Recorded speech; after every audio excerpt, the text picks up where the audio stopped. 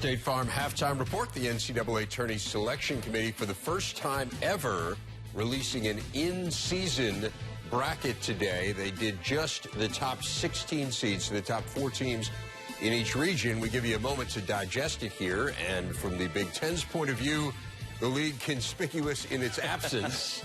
Not a single Big Ten team making the top 16. Certainly had been a belief that Wisconsin would almost certainly be there, that Purdue had a chance as well. What do you guys make of it from a Big Ten point of view? I think what you learned from this is it is a small sample size, not enough games in the bank, and dominance was not really rewarded. Gonzaga was the 4th overall #1 seed, even though they haven't lost a game, and have some impressive wins like Arizona and Florida, who were in that seeding. So I think if Wisconsin is able to continue to dominate the Big Ten, they'll be able to climb into the 2 or the 3 line, but they do have to do that. Their margin for error is thinner because a lot of their non-conference opponents turned out not to be very good. Wisconsin has to be on this list, and Purdue probably should be on this list. But what I take from it is the committee said very clearly they didn't like the Big Ten's strength of schedule. Obviously, Wisconsin lost to Creighton, didn't play very well against North Carolina.